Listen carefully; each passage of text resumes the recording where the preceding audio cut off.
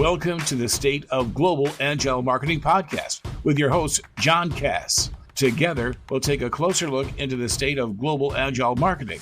You'll learn from interviews with top agile thought leaders and practitioners and gain fresh new insights for your journey. Let's get ready to dive in. Welcome to the Global Agile Marketing Podcast. I'm your host, John Cass, here in Boston, Massachusetts. Today, I'll be interviewing Márcio Neves, who is Director, Product Management, E-commerce, and Agile Consulting, 123 Agile in São Paulo, Brazil. Today's podcast is on the state of agile marketing in Brazil and all about Márcio's experience as head of product marketing in companies in Brazil. Welcome, Márcio. Thanks for joining us. Great to have you on the show. Hey, John. Thank you. Thanks so much. It's a pleasure to be here. Okay. So in preparing for this call, we talked a little bit about your journey to using Agile for product marketing. While the focus is on Brazil, you were an early pioneer. If folks can believe it, 2008, that's really early, in the use of Agile for product marketing. Tell us about your journey in the use of Agile marketing. Yes, it has some time. At 2008, I started at Yahoo, at Silicon Valley. So that when I started my experience as product marketing manager. And what we call today as Agile product marketing manager, to me, was just a daily basis way of operating, way of working, because that was a tech company and we are really maturated digital culture. So it was a regular way to working for me at that time. And when leaving that, I saw, oh, the marketing works in a different way. So I had this perspective of an opportunity to work in a really early stage of that. Great. So now turning to our main themes for the podcast, tell me, can you highlight any differences that, say, someone in Japan or Germany or Canada would experience if they went to Brazil and joined a marketing department there, from the perspective of working in the market or the office?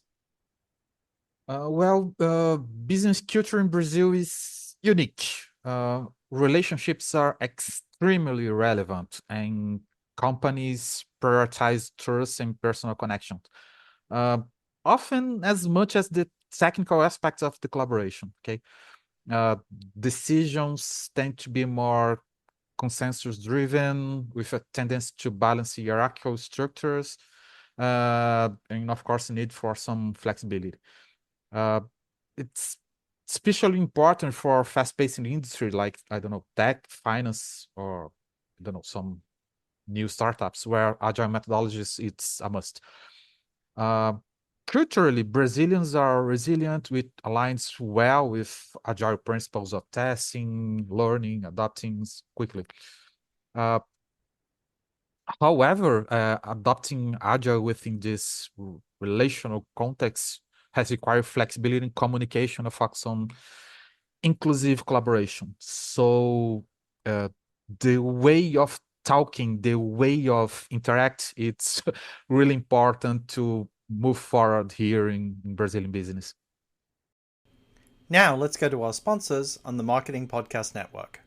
You may know you're listening to this show along the Marketing Podcast Network, but did you know there are other great shows on MPN to help your business? Hennika Watkins-Porter hosts The Entrepreneurial You, empowering entrepreneurs with insights on leadership, business, and success. Hennika, tell listeners what to expect from your show. So we provide innovative business strategies and practical solutions to common entrepreneurial challenges. And where can people subscribe? Find us at hennikawatkinsporter.com, as well as the Marketing Podcast Network at marketingpodcasts.net, or search for it wherever you get your podcasts. You heard her. Go subscribe.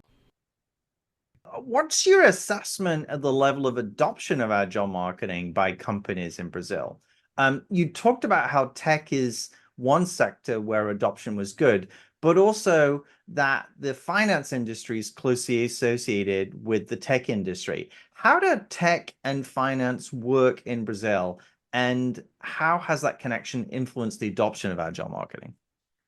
The Tech sector in Brazil has truly embraced Agile, and that's partly due to strong ties with finance. Many fintech companies emerged in response to unique regulatory challenges in the population that's more digitally connected than ever. This tech finance synergy has proper agile marketing for it because both sectors need to innovate to rapidly keep the customer at the center. Why finance in Brazil is so tech advanced, let's say this way. First, I would say market demand for financial inclusion, because a large portion of Brazil's population started lack access to traditional banking. So we have blue sea in terms of market. Complex economic and regulatory environment. So Brazilians' financial environment is really complex. And it has a really relevant aspect to make finance be really tech with inflation. So the money has to move in a very efficient way. And that demands an advanced infrastructure and early digital investments, because Brazilian banks and Brazilian finance has digital and tech investments since the 90s. So it's from a long time ago. And of course, the Brazilian market, it has a really easy adoption of technology and digital service. And of course, the rise of the competition, fintechs and smaller startups doing their roles in the market. Now let's go to our sponsors on the Marketing Podcast Network. I've been hearing about a slowdown in the implementation of Agile for marketing across the globe.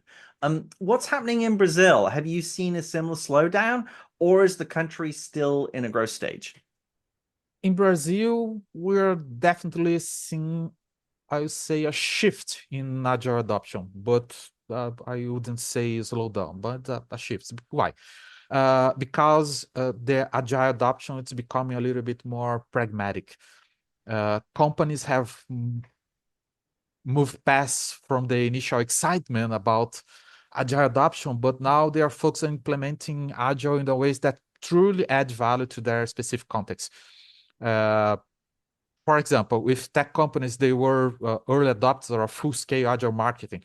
We are now seeing departments across industry adopting hybrid approach, combining Agile sprint with elements with traditional marketing planning. This pragmatism has led to more sustainable adoption across departments, because teams can see the direct benefits of working with Agile, and they feel less pressure to do that. And the next point of discussion, considering now this Agile adoption is spreading across the company, the next topic is business agility. But it's another topic, is a little deeper change in the company, so it's not that widely embraced, but we see some changes happening. And what types of Agile implementations have you seen in Brazil? What types of adoption have you seen? Is it Scrum, Kanban, hybrid? We see different implementations, often adapted to fit the specific needs of each business. In tech, it's usually Scrum, because it's popular, because they were the first ones, and it provides structure and discipline, especially for teams working with regular sprints, regular campaigns, regular initiatives. Kanban is also widely used, especially in operations, or marketing operations, where teams need more flexibility with tasks and prioritization, and they have some a little bit more concern with workflow. Hybrid approach are common as well, especially in larger organizations where marketing teams work alongside with sales and product. The key is find a model that's flexible and structured enough to keep everyone aligned. I think that's the key point. Companies are often impatient to see results. In your experience, how have teams you've seen adopting Agile for marketing to get the results they seek? How are you seeing them adopting Agile for marketing? My perspective on the main ways is set expectation. What do I mean with that? It's set clear short-term goals aligned with the way of working with the Agile sprints. Second is transparent KPIs. So I set a clear goal, a goal that's measurable and it's related to business, and be really result-driven approach with these expectations, with these goals. Because this way you can satisfy leadership who needs to see progress. And you have to set a frequent communication with stakeholders so they know what's going on and when it's going on, and the results appears as matter as they goes. But what also I think it's really relevant is these achievements, they have to be related to leadership and business language. It has a little, almost no value to set goals. There are most only technical aspect, but if you can't talk that in a business language or leadership language, that's a no-go to move forward on a larger scale. And finally, what advice would you give to other product marketers and marketers in adopting Agile? Well, Agile adoption itself, it's not a unique advice, but it's general advice for Agile adoption. So we have to start small, focus on building trust, have a clear communication.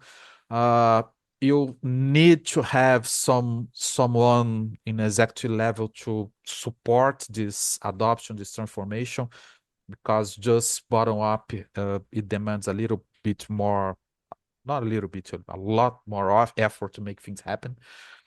And of course, keeping customer insights, keeping customer centric, and consistently having business oriented results. So whatever you build, whatever you achieve, it can be related to the whole company. So we have more people to relate it to what you're adding to the business, adding value. Great. Well, Márcio, thank you so much for doing the interview with me today. I really appreciate it. Thank you. It was a pleasure. Nice to see you guys. So thanks for joining us on the Global Agile Marketing Podcast with John Cass. My thanks to Márcio, and we'll see you next time. Thanks for joining us for another episode of the Global Agile Marketing Podcast. Be sure and subscribe to our show and leave a review to let us know what you thought of today's episode. And if you like what you heard and want to learn more, visit globalagilemarketing.com. This podcast is heard along the Marketing Podcast Network. For more great marketing podcasts, visit marketingpodcasts.net.